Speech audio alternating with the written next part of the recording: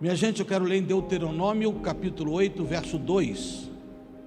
Deuteronômio é o último livro do Pentateuco, dos 5 primeiros livros escritos por Moisés, imediatamente antes de Josué. Deuteronômio capítulo 8, verso 2. A palavra diz assim: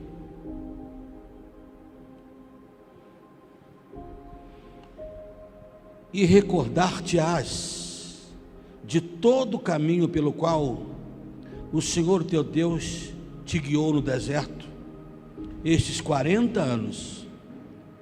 Para quê? Para te humilhar, para te provar e para saber o que estava no teu coração, se guardarias ou não os seus mandamentos. Amém.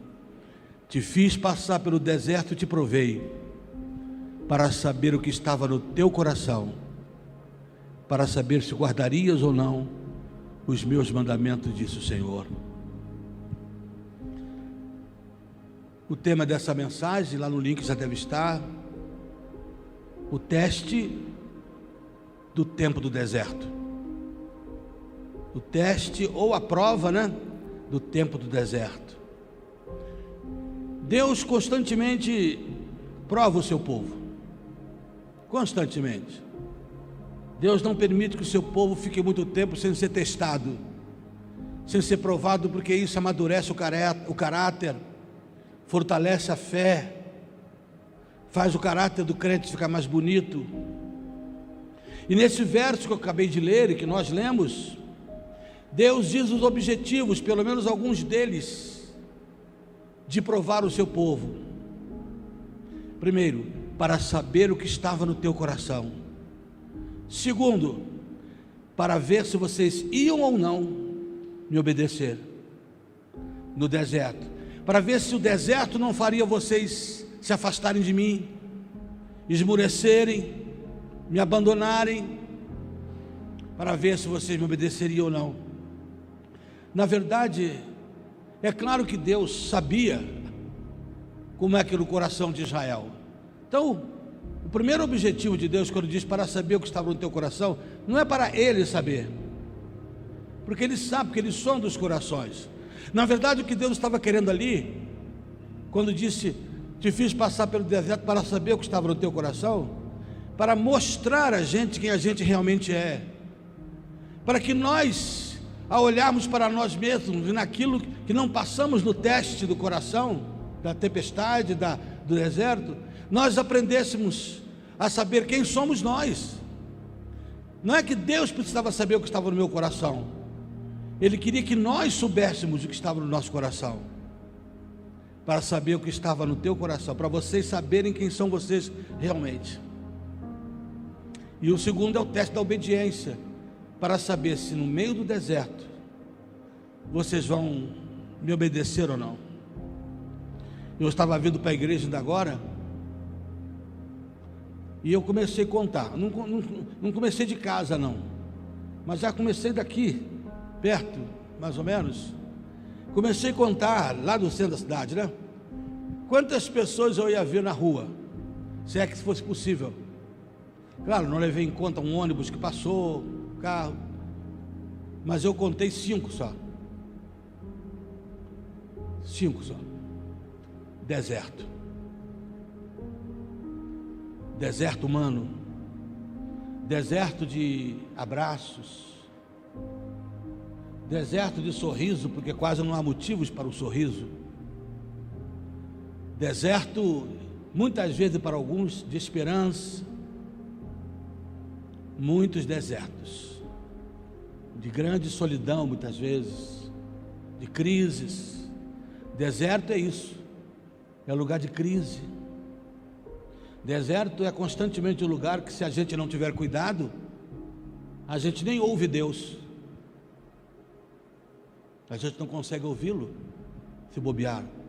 Deserto é lugar, como aconteceu com Jesus, de Deus ficar em silêncio e Satanás falar, como foi com Jesus. Isso é o deserto. A geração de Israel que saiu do Egito não chegou a Canaã, morreu no deserto. A geração inteira, com exceção de Josué e Calebe, ficou no deserto. Ficou. Se vocês abrirem as suas Bíblias, me acompanhem aí, meus irmãos queridos do Data Show, em Números capítulo 14, Números 14, eu quero ler com você apenas os versos 22 a 24, Números 14, olha lá: nenhum dos homens que, tendo visto a minha glória e os meus prodígios que fiz no Egito e no deserto, todavia me puseram à prova, já 10 vezes não obedeceram a minha voz. Nenhum deles verá a terra que com juramento prometi a seus pais. Sim, nenhum daqueles que me desprezaram verá. Porém, o meu servo Calebe, visto que nele houve outro espírito, e perseverou em seguir-me, eu o farei entrar na terra que espiou, e a sua descendência a possuirá. Vai no verso 30, por gentileza. Verso 30 desse mesmo texto: não entrareis na terra a respeito da qual jurei que vos faria habitar nela, salvo Calebe, filho de Jefoné, e Josué, filho de Num. Apenas esses dois entraram na terra. Uma geração inteira ficou no deserto, não experimentou Canaã, por causa da incredulidade. Deus colocou o povo de Israel à prova no deserto, e o povo não passou nos testes. E é isso que nós vamos fazer agora. Nós vamos examinar os testes através dos quais Israel foi condenado a ficar no deserto. Por quê? Porque não passou. Você viu o que eu li no começo: te fiz passar pelo deserto. Deus está dizendo: eu fiz para te provar, para saber o que estava no teu coração. Fiz um teste com você, e para saber se você ia me obedecer no meio do deserto, ou se você ia fugir da obediência todos os dias de suas vidas. Minha gente, nem todo mundo que estava em Israel era povo de Deus. É por isso que hoje à noite, quando eu pregar sobre João Batista, eu vou mencionar isso. Eu vou mencionar quando João Batista vira para o povo, para algumas pessoas, e diz assim: vocês se acham judeus só porque vocês descenderam de Abraão? Pois eu lhes digo que, se Deus quiser, ele até dessas pedras ele suscita filhos de Abraão. Quer dizer, o fato de ser filho de Abraão não quer dizer nada, até pedra pode virar. Israel tinha um remanescente no meio do povo que era salvo, que era de Deus, que era temente, e tinha os que não eram. Na geração que ficou, por incrível que pareça, apenas 2 eram fiéis. Pasmem, apenas 2. Guardem o que eu vou dizer: há uma parte da igreja da terra que não vai entrar na Canaã celestial. Vou repetir: há uma parte do povo da terra, igreja, povo de Deus, igreja da terra, aqui na terra. Há alguns que se acham apenas porque são filhos de Abraão, porque são batizados numa igreja evangélica. Parte da igreja vai ficar,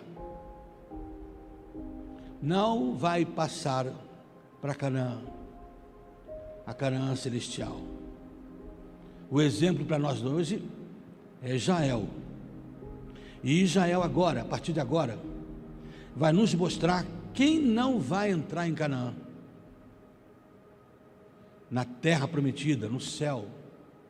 Quem são aqueles que, por causa de tantas dúvidas e rejeições, quem são esses que ficarão para o período da apostasia, do anticristo?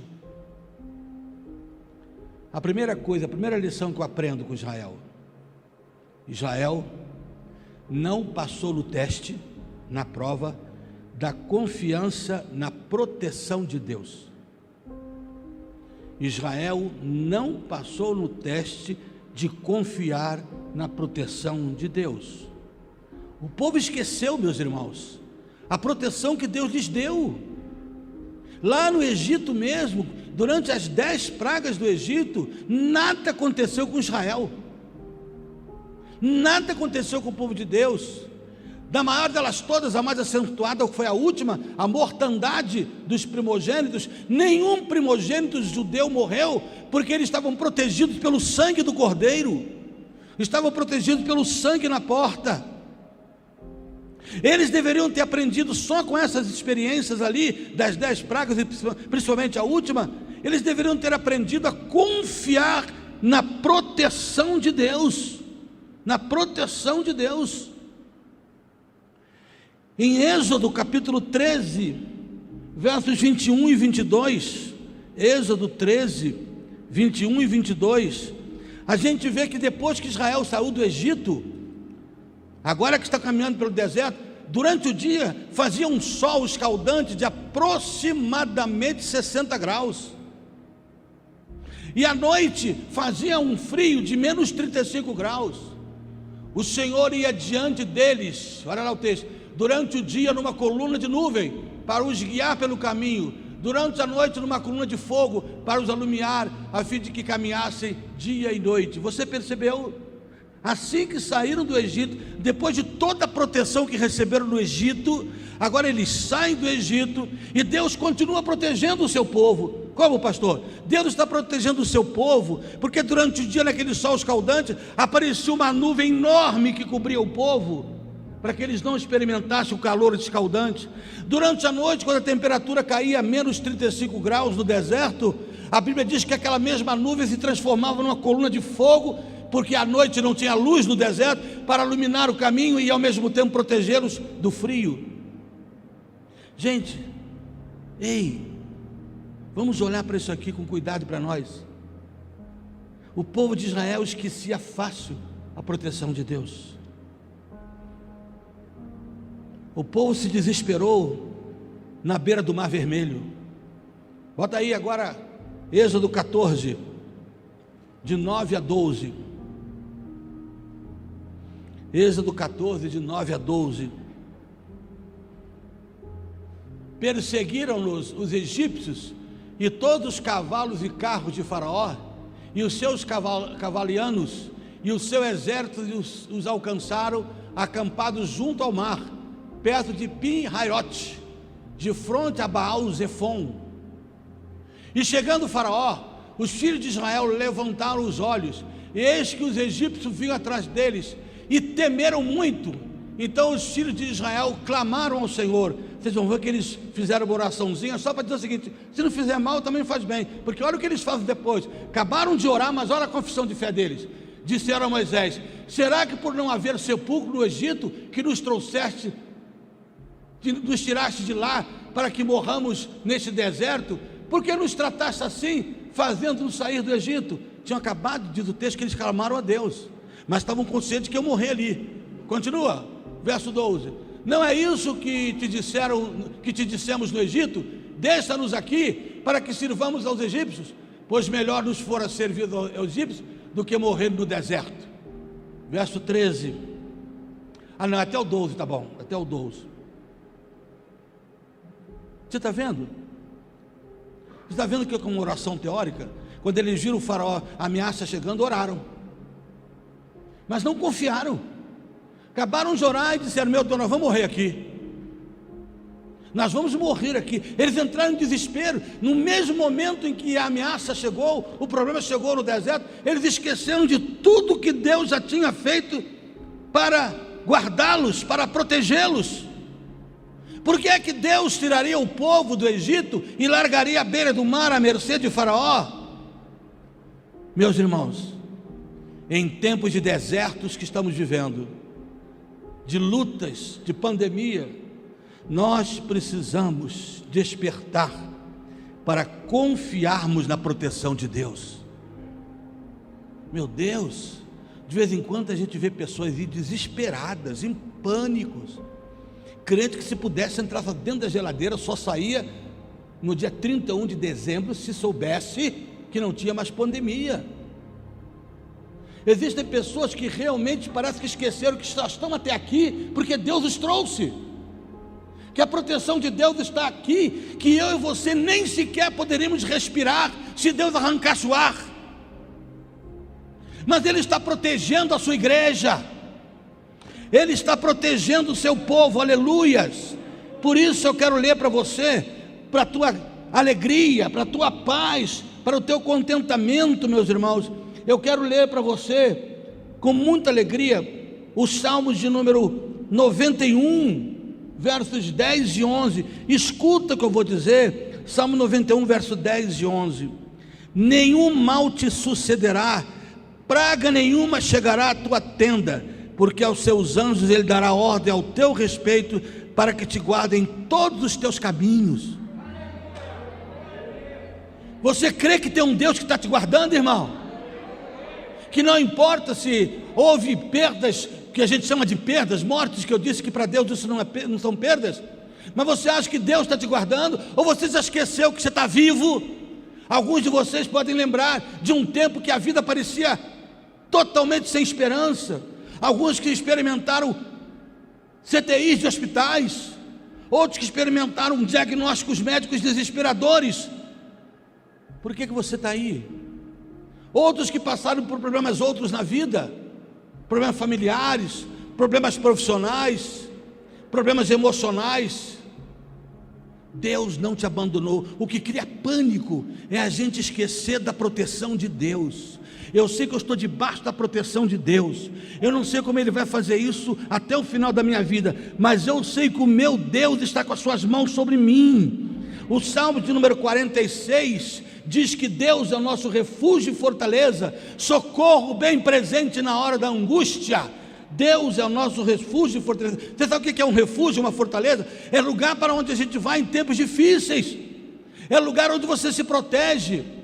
Refúgio é, por exemplo, quando você vai subir a pedra do sino e começa a cair aquela chuva que ninguém estava esperando, desmoronar a pedra, o pessoal corre para os refúgios que tem ali para se proteger. Fortaleza é o refúgio para onde os guerreiros vão em tempos de guerra, para adquirir força nova. O salmista está dizendo: Deus é nosso refúgio e fortaleza. Como eu disse, eu acho que Deus está permitindo que a gente comece a espiritualizar mais a nossa vida, espiritualizar mais as coisas, porque, como eu disse, sem abrir mão de guardar, de fazer a nossa parte na coisa, como a gente está fazendo. Mas você, irmão, você está protegido. Salmo 27, verso 3 diz assim: ainda que um exército me cercasse, nele confiaria. Ainda que esteve em volta, minha gente, tinha uma moça que agora até foi embora, precisou sair lá do nosso condomínio, que ela foi ser internada, a família levou, em frente à minha casa. Vocês sabem que no meu condomínio, quem já for lá sabe que de um lado para o outro tem casas assim e casas assim, é mais ou menos a distância, um pouquinho mais dessa parede para outra. Eu tenho que me resguardar? Tenho. Eu tenho que fazer o que está ao meu alcance? Tenho. Todos nós temos, mas eu não estou em pânico, porque aos teus anjos dará ordem ao teu respeito, para que te guarde. 1000 cairão à tua direita, 10.000 à tua esquerda, mas tu não serás atingido. Tu não serás atingido. Confia, meu irmão, confia. Isso é o que significa confiar na proteção. Você sabe por que aquela geração toda ficou no Egito, no deserto? Porque não confiou na proteção de Deus. Aquele mesmo Deus que botava uma nuvem para protegê-los de dia, uma coluna de fogo à noite, aquele mesmo Deus que mandou que colocasse sangue na porta e os livrou todos da morte. Eles não confiavam. Eu e você somos povo de Deus. Você está em paz? Não estou dizendo para você, como disse, vou repetir, que você não se preocupe e tome as medidas necessárias. Eu só quero saber se você está conseguindo ficar em paz, que Deus está te protegendo. No dia em que Deus mandou o grande juízo, aquela madrugada, aquela meia-noite, em que o anjo da morte passou e matou todos, fulminou todos os primogênitos do Egito, Eu fico imaginando as famílias de Israel dentro de casa, a preocupação, mas eles entraram, fizeram o que Deus mandou.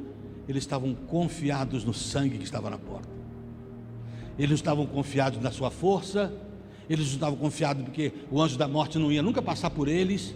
Eles estavam confiados no sangue do Cordeiro. Isso trouxe paz para passarem a noite. Guarde e durma bem hoje. Deus está cuidando de você. Deus está protegendo você.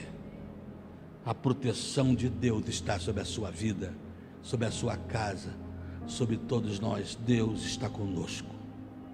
Amém? Houve um outro teste que Israel também não passou. Israel não passou no teste da confiança eu falei da proteção, agora o teste da provisão de Deus. Em Êxodo 15, 22 a 24, Êxodo 15, meus queridos, 22 a 24, a gente lê assim: fez Moisés partir Israel do mar Vermelho e saíram para o deserto de Sur. Caminharam 3 dias no deserto e não acharam água. Que mais? 24.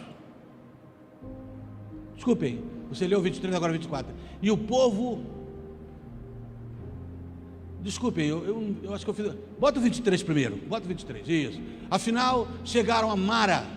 Todavia não puderam beber a água de Mara, porque eram águas amargas. Por isso chamou-se de o lugar Mara. Agora sim, o 24. E o povo murmurou contra Moisés, dizendo: que havemos de beber? O povo murmura. Você percebeu o verso 22? Acabaram de sair de um milagre terrível, acabaram de ver o mar se abrir, acabaram de ver a poderosa mão de Deus abrir o mar para eles passarem e destruir todo o exército de Faraó ali mesmo. Logo depois, eles já estão duvidando de novo. Agora estão duvidando da provisão de Deus. Nós não temos água. E começaram a murmurar: como é que vai ser? Eles que viram tanta água no deserto, tanta água ser objeto, ser o alvo de Deus, ao abrir o mar vermelho, toda aquela água dividida em 2 partes, para que o povo passasse a seco e o inimigo fosse ali morto, numa santa armadilha de Deus. Agora eles estão 1 ou 2 dias, 3 dias depois, não temos água, vamos morrer de sede aqui. Eles criam que Deus não poderia lhes prover de todas as suas necessidades. Não, ele abriu o mar, mas água ele não vai conseguir nos dar não. Eles acabaram de ver o mar se abrir. O povo queria voltar para o Egito, porque duvidava que Deus poderia lhes levar seguros até Canaã. Olha o capítulo 16, versos 2 e 3. Capítulo 16, versos 2 e 3. Toda a congregação dos filhos de Israel murmurou contra Moisés e Arão no deserto, e disseram-lhes os filhos de Israel: quem nos dera tivéssemos morrido pela mão do Senhor na terra do Egito, quando estávamos sentados junto às panelas de carne e comíamos o pão a fartar, pois nos trouxeste a este deserto para matar de fome toda essa multidão. Vou repetir: eles tinham acabado de ver Deus fazer aquilo tudo, e agora diz assim: era melhor ter morrido lá no Egito mesmo, levando chicotada. O povo saiu do Egito, mas do Egito não saiu do povo, o povo continuava escravo. O povo estava escravo. O povo diz assim: lá pelo menos tinha umas panelas, que saudade daquelas panelas de carne gorda, que saudade que a gente sentava em volta das panelas, comíamos carne e pão à vontade, que saudade. Agora viemos para morrer aqui nesse deserto. Minha gente, eles achavam que Deus não podia prover. Quando eles estavam com fome, Em Mara, Deus fez, Moisés tocou na rocha e a água saiu. E agora eles estão com medo porque não tem o que comer. Vão morrer de fome? Deus disse para Moisés: eu vou lhes mandar comida do céu, mas pega um pouquinho cada dia, o suficiente para cada um e para cada família. Não pegue para o dia seguinte, porque no dia seguinte eu vou mandar mais. Você sabe que o danado do povo pegava para o dia seguinte? Não, e se amanhã não tiver? A gente ri, né, Serginho? Agora me responde, qual é a diferença deles para nós hoje? É porque a gente não come maná só por isso? Mas e as dúvidas que estamos tendo? E as depressões causadas porque eu não acredito que Deus possa fazer isso? Que Ele vai me levar seguro até o final da minha caminhada? Eles esqueciam rápido. Eles não confiaram. A minha pergunta agora é a seguinte: você confia na provisão de Deus, que o justo não medigará em o pão?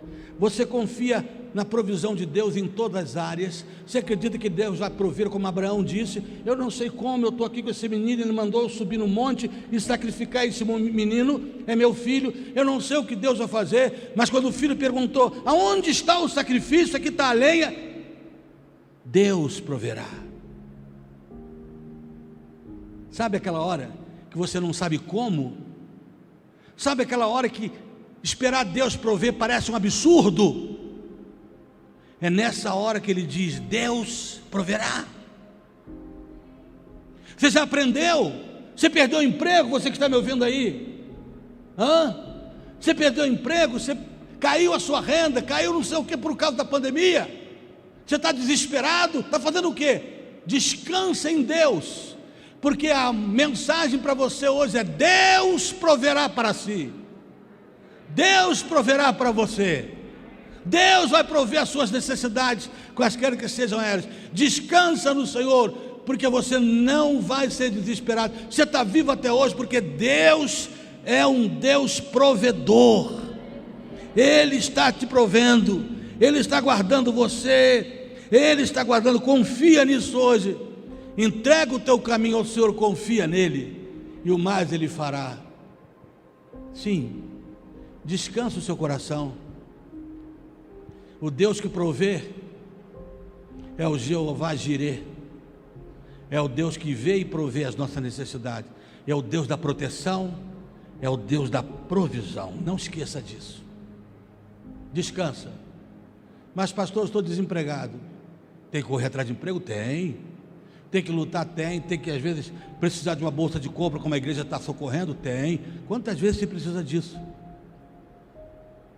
E é justamente porque essas coisas acontecem, é que Deus usa pessoas, usa a igreja, para prover a sua necessidade. Para prover, não só a necessidade de comida, mas todas as outras. Deus está provendo, Deus está guardando você, Deus abrirá a porta, mas Ele não se alegra com a dúvida, não se alegra com essa postura de Israel aqui, que acabava de ver um milagre e duvidava, acabava de ver outro milagre e duvidava, acabava de ver uma manifestação do poder de Deus, murmurava, não acreditava nem na proteção e nem na provisão. Isto é, Deus não é nada para nós. Deus é um objeto, um alvo da gente ir lá na igreja domingo, cantar umas coisinhas e dizer que o amamos de verdade. Meu irmão, eu estava hoje pela manhã, antes de sair de casa, meditando algumas coisas. Eu estava pensando o seguinte: isso que está acontecendo aí, guardando as devidas distâncias, a devida proporção, mas isso que está aí é uma perseguição, ameaça de morte. E aí eu fico pensando, se hoje tivesse uma perseguição do Brasil, quanto é crente que ia sair debaixo da cama e ia encarar isso com Jesus? Quantos crentes ficariam com medo da perseguição a ponto de não viverem? Porque isso aí é uma perseguição do inferno, é uma permissão de Deus para que passemos isso. Por favor, não pare de viver por isso, ainda que tenha que fazer todos os cuidados, continue, porque Deus é protetor e é provedor. Confia nisso. Diz para alguém perto de você enquanto eu bebo uma água: cadê a água? Diz aí para alguém assim: Deus está protegendo e provendo a sua vida.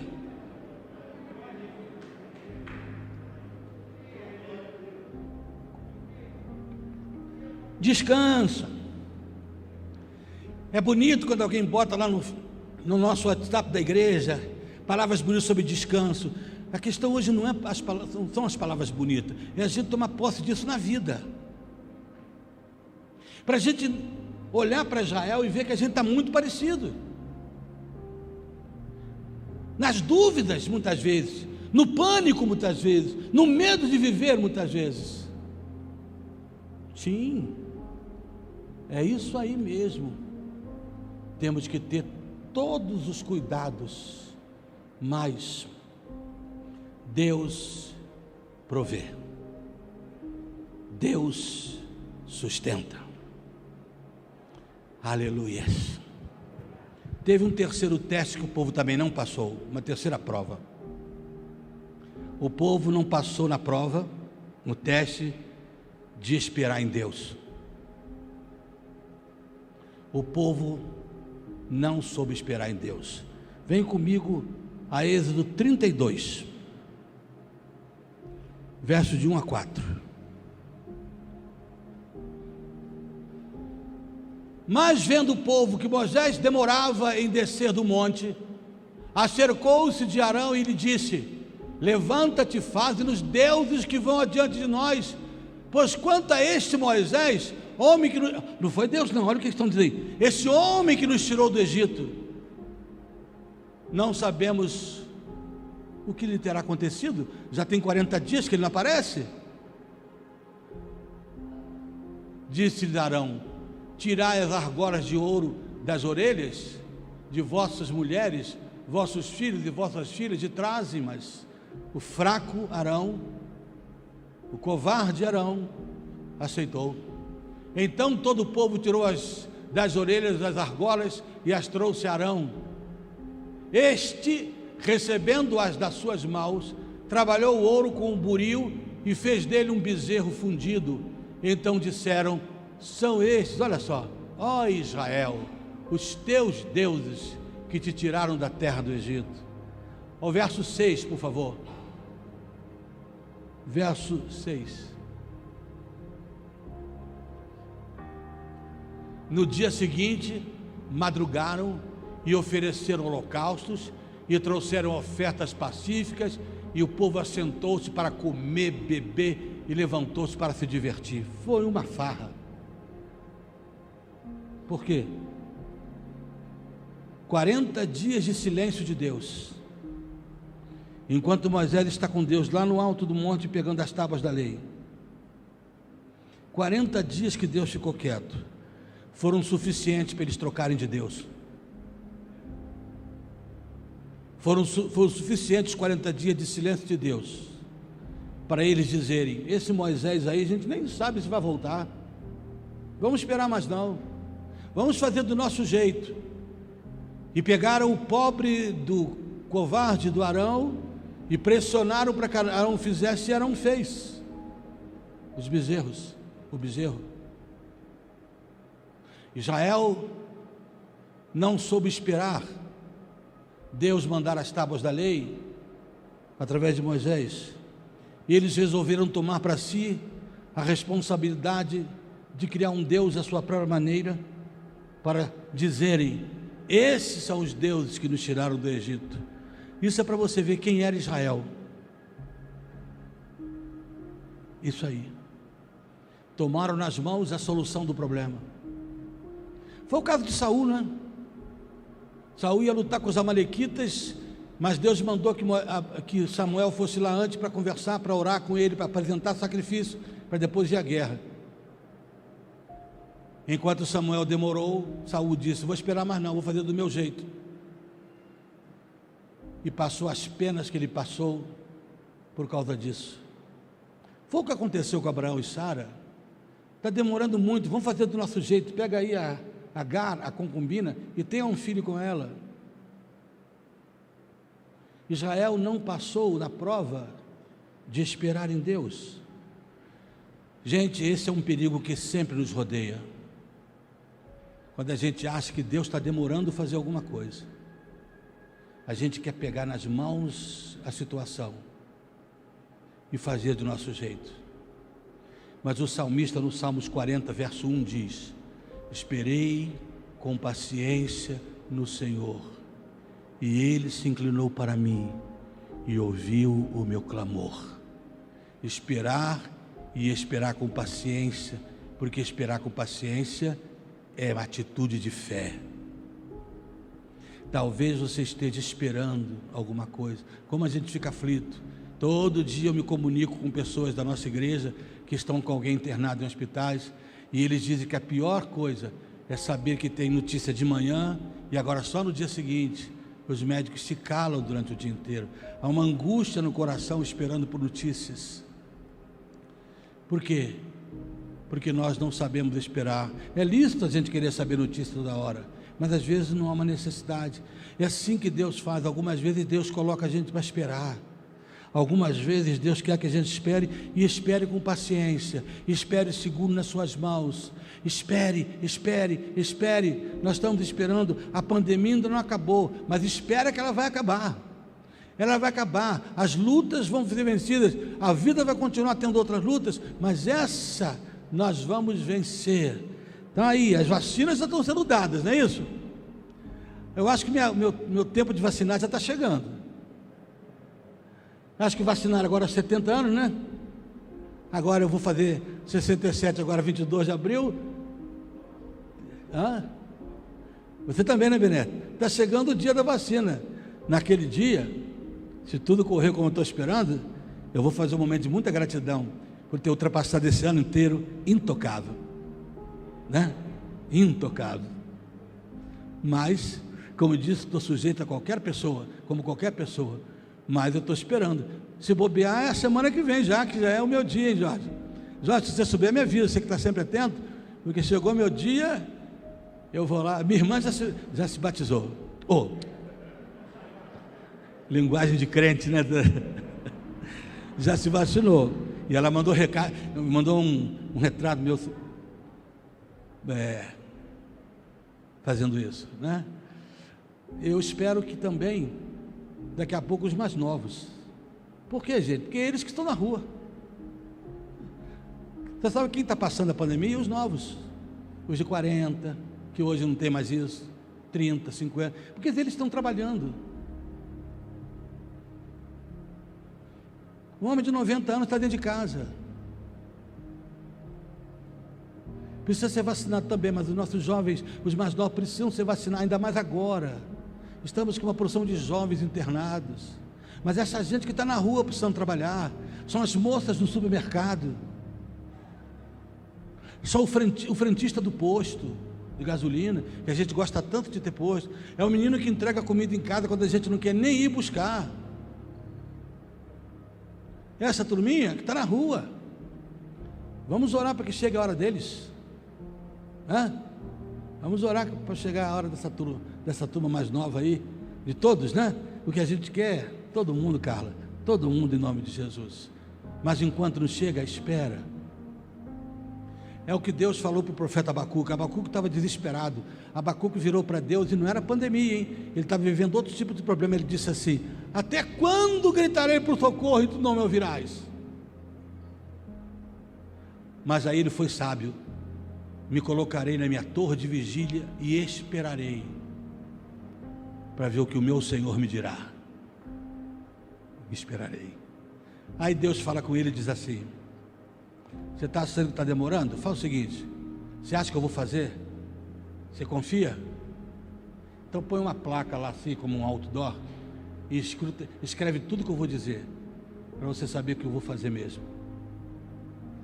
Aí Deus vira para ele e diz assim: mas se eu demorar, espera. Se eu demorar, espera. A paciência vence a tribulação. Esperar, esperar. Olha, guarde uma coisa: Deus não tem pressa, mas nunca chega atrasado. Guarde isso. Deus não tem pressa. Ele trabalha o homem, As pessoas demoram a mudar. A gente passa uma vida inteira, às vezes, com alguns hábitos que a gente quer que se mude em meia hora. Deus não tem pressa porque Ele está formando caráteres. Mas pode ficar sabendo, o fato de Ele não ter pressa não quer dizer que Ele vai perder a hora. Ele não tem pressa, mas nunca perde a hora. Amém ou não? Finalmente, por que aquele povo todo ficou no deserto, gente? O povo de Israel não passou no teste da fé nas promessas de Deus. Agora eu vou com você para o livro de Números. Números capítulo 13. Números 13, 27 a 33. Números 13, 27 a 33. Pessoal, os espias, né, que foram espiar a terra de Canaã, para ver como é que eles fariam para chegar na terra, como é que eles fariam para vencer os que lá moravam, os habitantes. O relatório, verso 27, Números 13. Relataram a Moisés e disseram: fomos à terra a que nos enviaste, e verdadeiramente mana, leite e mel, este é o fruto da terra. O povo, porém, que habita nessa terra é poderoso, e as cidades muito grandes e fortificadas. Também vimos ali os filhos de Anak ou Anaquins, que são gigantes. Os amalequitas habitam na terra do Neguebe. Os heteus, os jebuseus, os amorreus habitam na montanha. Os cananeus habitam ao pé do mar e pela ribeira do Jordão. Então Calebe fez calar o povo perante Moisés e disse: eia, subamos e possuamos a terra, porque certamente prevaleceremos contra ela. Porque os homens que com ele tinham subido disseram: não poderemos subir contra aquele povo, porque é mais forte do que nós. E diante dos filhos de Israel,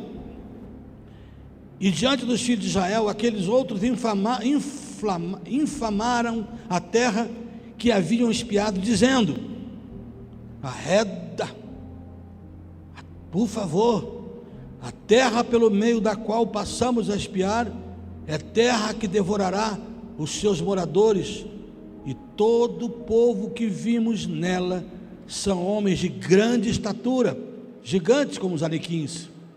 Também vimos ali gigantes, dos filhos de Anak, são descendentes de gigantes, e éramos aos nossos próprios olhos, como gafanhotos, e assim também éramos aos olhos deles. Agora olha o capítulo 14, logo o seguinte, verso 1 e 2. Levantou-se, pois, toda a congregação e gritou em alta voz, e o povo chorou aquela noite. Todos os filhos de Israel murmuravam contra Moisés e contra Arão, e toda a congregação lhes disse: tomara tivéssemos morrido na terra do Egito, ou mesmo nesse deserto.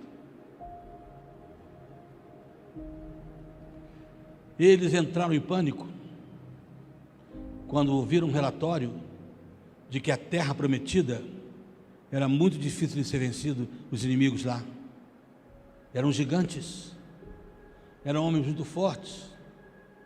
Dos 12 espias, 10 voltaram dizendo: nós somos como gafanhotos na frente deles, somos nada.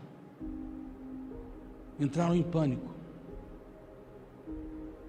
Mas, meus irmãos, Deus havia prometido a terra.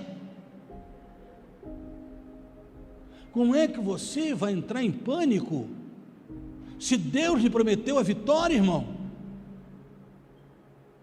Como é que você vai deixar que a vida tome conta, te abata, te deprima, se Deus disse: a vitória é tua? Mas o inimigo é muito forte, a vitória é tua. Mas o inimigo parece invencível, a vitória é tua. O inimigo são gigantes, a vitória é tua. Essa foi a promessa de Deus, a vitória. Deus nos havia prometido a vitória e a conquista da terra. Por isso é que Calebe disse: arreda, parem com isso. Se nós servimos a Deus, Ele vai nos dar a vitória. Ele vai nos dar a vitória. Ele vai nos garantir a vitória. Josué e Calebe caem aos prantos e dizem: vamos lá, porque nós vamos engoli-los como pão, porque se nós formos fiéis a Deus, diz o texto, se não andarmos segundo a sua vontade, Deus nos dará a vitória. Acreditem nisso, irmãos. Não é o inimigo que dita a tua vitória, é a tua postura diante de Deus. Se você não tiver postura de fé, de obediência, então não conta com vitória. De vez em quando a gente ouve pessoas aí que ficam orando, que fazem vigílias de oração, e isso é ótimo. Entretanto, o resto da vida são vidas frias, distantes de Deus, e querem os milagres de Deus, e querem ver as manifestações poderosas de Deus, e querem que Deus os proteja no dia mau. A Bíblia é clara: se você for obediente, Ele vai te honrar. Josué diz: tão somente creiamos e obedeçamos, porque o Senhor nos dará a terra. Mas eles não creram. Diz o texto que eles estavam desesperados. Ah, meu Deus, o que vai ser da gente? Nós vamos morrer aqui. Teve alguns que chegaram a sugerir, se você continuar lendo o texto: arranja aí um outro general aí para nos conduzir de volta para o Egito. Arranja alguns líderes aí para nós. Queremos voltar para o Egito. Fique imaginando Deus ouvindo isso tudo.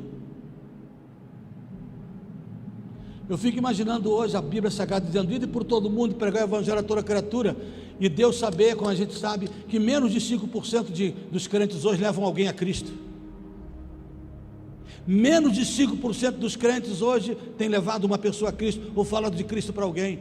Você acha que isso é diferente disso aqui? Você acha que a incredulidade hoje do povo de Deus, que acredita que pode ser discípulo de Jesus sem segui-lo de verdade, sem abandonar o mundo para segui-lo? Você realmente acha isso? Nós estamos parecidos, e é por isso que muitos vão ficar. Jesus, certa vez, usando uma figura, ele usou uma figura forte para falar de pessoas que pareciam e não eram. Ele disse assim: o cão volta ao vômito depois, e a porca lavada à lama. O que Jesus estava dizendo? Não adianta, quem é vai continuar sendo, uma hora volta lá, uma hora vai voltar. O cão tinha colocado para fora o vômito, quer dizer, tinha havido uma limpeza por dentro, emocional. Mas como era cão ainda, o texto diz, a Bíblia não diz que um ex-cão voltou ao vômito, o cão. Então a limpeza por dentro não valeu de nada, cara, só emocional. Ele voltou lá. E o cão, e a porca? A porca tinha ficado bonita por fora, o que não adiantou nada aquele banho, porque depois ela voltou à lama. O que é que isso quer dizer? No cristianismo hoje, sim, existem pessoas que tiveram uma experiência por dentro emocional, que botaram para fora uma porção de coisa, vomitaram pecado, mas nunca nasceram de novo em Cristo, nunca entregaram a vida de verdade. Vão voltar para o vômito, vão engolir tudo aquilo que um dia botaram para fora. E a porca? A porca simboliza aqueles que foram lavados por fora, que ficaram bonitos por um tempo na igreja, que pareciam crentes de verdade. Você está achando que Deus foi injusto com o pessoal? Não, Deus sabia quem era realmente israelita e quem era realmente o povo de Deus, quem era apenas israelita, mas quem era povo de Deus. Vai a Israel até hoje e você vai descobrir lá que tem um povo reverente a Deus, com um povo submisso a Deus, e tem um grupo que é israelense apenas político, que nem reconhecem Deus. Existe em Israel mesquitas muçulmanas. A maior mesquita do mundo está em Jerusalém, nós vimos. Eles são Israel de Deus, mas são muçulmanos, porque até das pedras Deus pode suscitar filhos de Abraão. Minha igreja, estejamos atentos, porque Deus não foi injusto. Deus simplesmente viu que a incredulidade dos incrédulos não poderia ser combinado com a fé dos que estavam realmente crendo. Você quer saber a consequência disso tudo? Números 14, 27 a 32. É Deus falando: até quando sofrerei esta má congregação que murmura contra mim? Tenho ouvido as murmurações que os filhos de Israel proferem contra mim. Dize-lhes: por minha vida, diz o Senhor, que como falastes aos meus ouvidos, agora falarei eu a vós. Neste deserto cairá o vosso cadáver, como também todos que de vós foram contados, segundo o censo, de 20 anos para cima. Quem tem mais de 20 anos? Os que dentre vós contra mim murmurastes.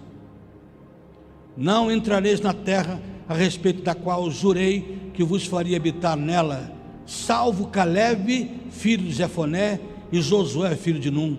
Mas os vossos filhos, de que dizeis, por pressa farei entrar nela, e eles conhecerão a terra que vós desprezastes. Porém, quanto a vós outros, vosso cadáver cairá nesse deserto. É esse Deus aí que de vez em quando as pessoas dizem que gosta de passar a mão por cima do pecado dos outros.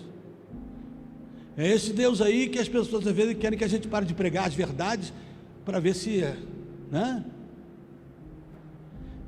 Esse povo está com medo. Esse povo não acreditou que a promessa. Lá no Egito, Moisés disse assim: você sabe por que nós estamos aqui?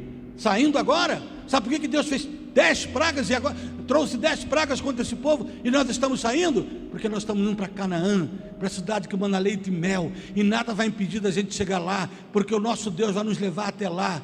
Guardai-vos esse dia em que a mão do Senhor lhes liberta da casa da servidão. Hoje havia promessa de que eles vão chegar lá, mas eles querem voltar para o Egito. Você tem confiado nas promessas que Deus te fez, irmão? Ou porque está desesperado, porque está demorando, você já inverteu isso? Ei, minha irmã querida, você está achando que está demorando Deus consertar seu casamento? Ele prometeu que ia consertar? Quem sou eu para julgar você, para saber o que Ele falou para você? Ei, irmão, você está achando que seu filho está no mundo? Você está achando que não tem mais jeito, você vai tentar do seu jeito inverter isso? Ou você confia na promessa de que os vossos filhos voltarão do cativeiro, de que os seus filhos são herança do Senhor? Você está desempregado, mas crê na promessa de que o justo não mendigará o pão? Ou você está desesperado? Esse povo aqui teve característica de povo incrédulo, e é por isso que a gente prega o perigo da igreja de Jesus se tornar incrédula. Eu não posso, nem quero censurar, tenho um medo enorme de citar, não. Eu só acuso o pecado, as coisas.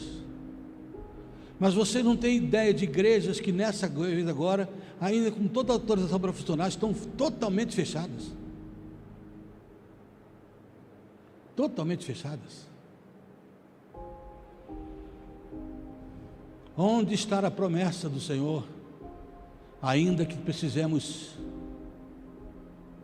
porque eu não teria problema, irmão, nenhum, que se dissesse: olha, tem que ter um lockdown, tem que fechar tudo de uma vez. O que eu não posso crer é que as pessoas digam que não pode vir à igreja um dia, mas pode trabalhar a semana inteira. E eu não sou contra trabalhar, não, pelo amor de Deus, tem que trabalhar mesmo. Mas nós perdemos tanta dinâmica do que é igreja, que a gente acha que aquilo é importante, que isso é mais ou menos, só quando der. O nosso compromisso com Deus virou isso. E a Bíblia diz que com Deus é tudo ou nada.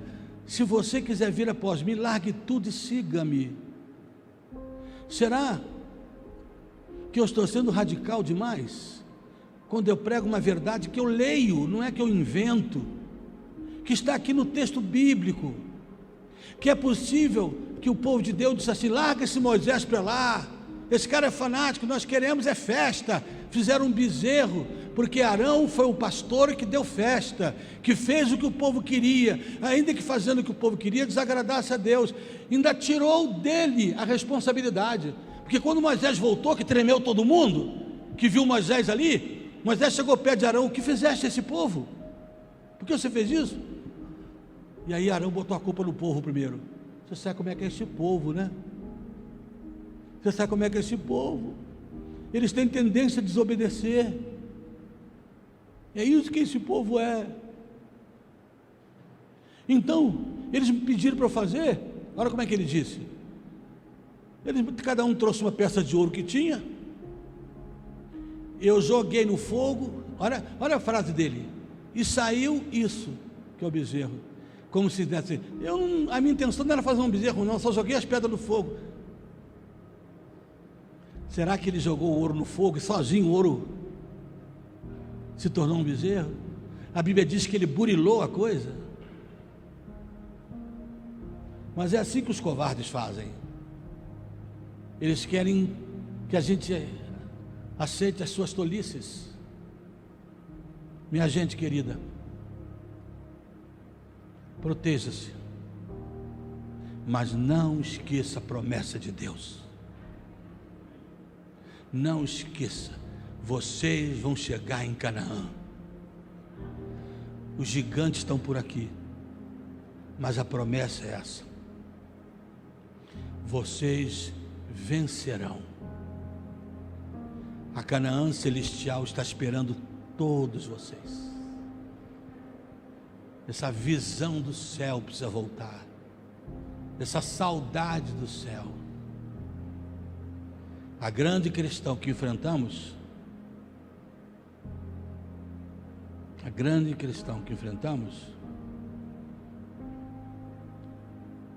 é fé. A promessa da vitória que está sobre nós continua sobre nós. A questão é fé no cuidado de Deus, na provisão de Deus, no tempo de Deus, nas promessas de Deus. Ele não é homem para que minta. Resumindo e terminando, nós podemos dizer que Israel não passou em suma no teste da fé, porque não acreditou em proteção, não acreditou em provisão, não acreditou no tempo certo de Deus, não acreditou nas promessas. O problema de Israel era fé. O problema do homem é fé. É no momento como esse exercitar a fé. É no momento como esse deixar descansar o coração de que Deus está no controle. Der no que der na minha vida, Deus não perdeu o controle dela. É acreditar e viver por fé, e não se amedrontar do mundo por causa das ameaças de Satanás. Por causa da falta de fé, esse povo de 20 anos para cima, esse povo não herdou a terra, ficou no deserto. A minha pergunta final hoje: você, seja claro, passaria nesses 4 testes para finalmente experimentar a grande vitória da conquista? Na conquista de Deus, você passaria? Você está crendo na proteção? Você está crendo na provisão? Você está aguardando por fé o tempo de Deus? Você está crendo que a promessa dele se cumprirá, de que o povo dele é mais do que vencedor? Se está, descanse, irmão. Não estou dizendo com isso que a gente não fica preocupado, que tanta gente, não, a gente é um ser humano. Eu só estou dizendo que o povo de Deus é povo diferente, que enfrenta os mesmos problemas, mas enfrenta em fé. Experimente conversar com um verdadeiro crente que está convalescendo, ou que está sofrendo, em cima de uma cama à beira da morte. Procure conversar com um crente que sabe, através de um diagnóstico médico, que vai morrer. E procure conversar com o incrédulo, a mesma coisa. O verdadeiro crente não quer morrer, ele não é sádico, mas ele sabe para onde está indo. É isso. A minha mãe, quando morreu, eu lembro do pastor, nosso pastor, indo lá em casa para visitar a mamãe, e ele entrou no quarto, deixamos ele sozinho com a mamãe. Ele foi lá para confortar a mamãe, consolar. Quando ele saiu do quarto para ir embora, ele estava com os olhos vermelhos, de lágrimas, e disse assim: irmã Morena é incrível. Mamãe, a apelido dela era Morena. Irmã Morena é incrível, a gente vem aqui para consolar ela e sai consolado. A gente vem aqui para consolar ela e sai consolado, pela certeza que ela tem. Um dia, O pessoal da Nova Era chegou lá em casa e, tentando conversar com a mamãe, disse assim: a senhora por acaso sabe mesmo de onde veio? Ela disse: olha, eu estudei muito pouco, não sei muito bem. Sei que Deus me criou, mas não sei de onde vim. Mas eu sei para onde eu estou indo. Mas eu sei exatamente para onde eu vou. Isso faz a gente descansar. Não estou dizendo que a gente não sofre. O que eu tentei aqui é mostrar a você que você pode descansar na provisão de Deus, na proteção de Deus. Você pode esperar o tempo de Deus. Você pode confiar nas promessas que Ele te fez. Porque Ele não é homem para que minta, e nem filho do homem para que se arrependa. Se Ele disse que levaria mais de 1 milhão de pessoas pelo deserto, você imaginou? Alguém já fez as contas aí? Deveria ter pelo menos, se fosse comprar comida, uns 300 toneladas de comida por dia. Deus fez esse povo passar pelo deserto. Deus levou todo mundo, porque Ele é Deus. Você conhece isso? Você sabe a dinâmica do seu Deus, que abre o mar vermelho. Por que duvidar? Por que entrar em pânico? Não tem aquele cântico que a gente canta tão bem, ó, por que duvidar sobra? Por que a gente canta isso? A gente precisa crer nisso. Nós estamos agora envolvidos num momento que todo dia está pedindo oração por alguém que está grave, não é isso? Todo dia pedindo oração por alguém que partiu para a eternidade, pedindo pela família, né? Todo dia quase. O que nós precisamos nessa hora? Se descabelar, trocar Deus por um bezerro de ouro, tentar fazer do nosso jeito,